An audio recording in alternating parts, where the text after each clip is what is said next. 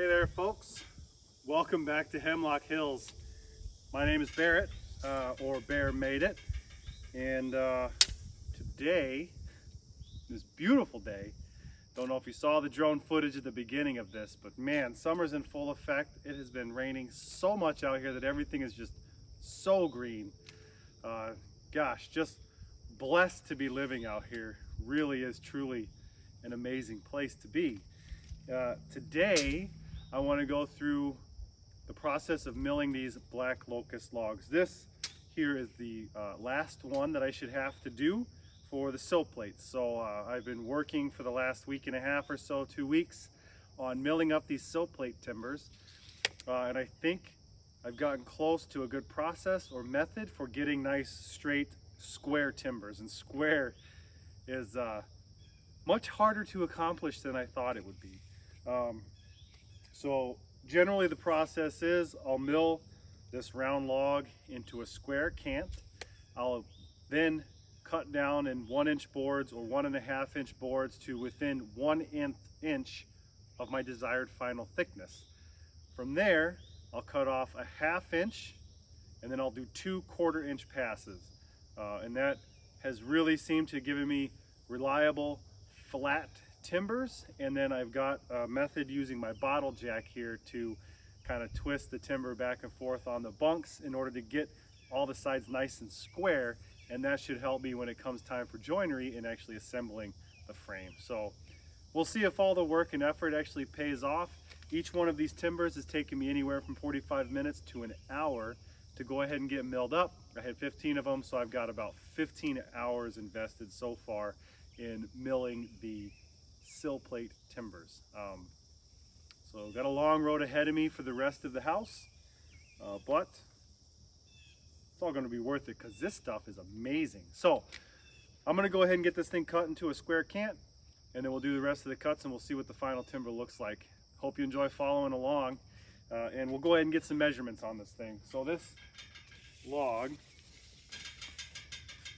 is 8 feet long, and on the small end here, it's a little bit funny shaped, but I've got inside the bark about 15 inches. So in addition to my 4-inch by 5.5-inch timber that I want to get out of this, I should be able to get some nice 1 or 1.5-inch boards out of this, and probably pretty wide. There's some concerning spots on this timber. On the bottom side, there's a hole. It might be rotted. There's only one way to find out. Let's get this thing open.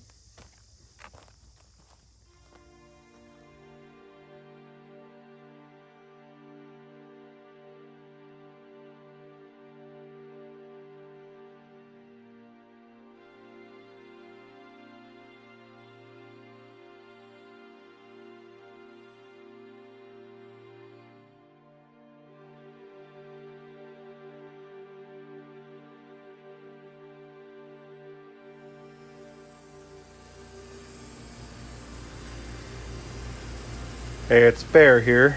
Just wanted to give a plug for subscribing to the channel if you're enjoying what you're watching. There's going to be a lot more sawmilling coming up, and after that we'll be getting into the timber frame joinery and putting up the house. So if you're interested in that and want to follow along, go ahead and hit that subscribe button so you know when I put out new videos, and you can keep up, ask some questions, and be a part of the process. I'd love to have you along. So every time I get on the mill, the process starts with turning a round log into a square cant. So we cut off all 4 sides, and now I'm just giving a really good look at the timber and trying to figure out where to go from there. There was some pretty significant rot in one side, and it was really out of square. So I used a framing square and a bottle jack to get the cant nice and square to the bed, and then we should be able to make the square timber, at least begin. We'll do spot checks every time we rotate the log from this point forward. And I decided to take a couple of 1.5-inch cuts here to try to get rid of this rot that the blade is passing by right now. It went pretty deep, but as you can see, it's starting to go away, and after this pass it actually disappears. So that turned out to be a win. Plus I got a couple of 1.5 inch boards that have a lot of good meat on them. So those can be used for other projects. And again, checking for square, everything's looking good at this point. And about this time I realized that this log was actually big enough that I could possibly get two 4 by 5.5 inch timbers, which is what I'm looking for. So I went for it, and this first one was really easy. So the process here is I get within 1 inch of the final timber dimension, and then I make a series of 6 cuts. So 1/2 inch cut on each side, and then 2 1/4 inch cuts to get down to the final dimension. And I rotate the log between every cut, and between every cut, when I rotate, I check for square and I make any adjustments. And the final cut, I just double check that I have the right dimension by using my framing square on the bunk below to make sure that the blade is in fact where I want it to be before making the final cut. Better to be safe than sorry. And just look at this cute child of mine hanging out at the sawmill, playing with his bubbles, just having himself a good old time. Did you fill it up with bubbles? Did you?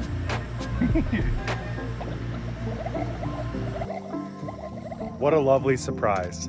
So in addition to a couple of really nice 10.5 inch wide, 1.5 inch thick boards, when I was going to make my final cut here for my 4 by 5.5 inch timber, I realized that I might just have enough to get 2 out of 1. And I was 1 short because I screwed 1 up. So I was like, wow, the universe taketh and the universe giveth. And how cool is that? So 1 timber here is done. It's nice and square, and very good, nice timber. This one, when I cut it, let's see if we can see, kind of tacoed on me a little bit. So I've got 1 inch to play with on the dimensions on that. So maybe, just maybe, I can actually get a second timber out of this. So I'm gonna go ahead and get the mill fired up and see what kind of magic we can work here. Fingers crossed, folks. 2 timbers, 1 log. That's a win in my book. And you'll notice that I am driving away here with 2 timbers. So I was successful in getting 2 4 inch by 5.5 inch timbers out of that second cut. So very pleased with that. Overall, a very successful day on the mill.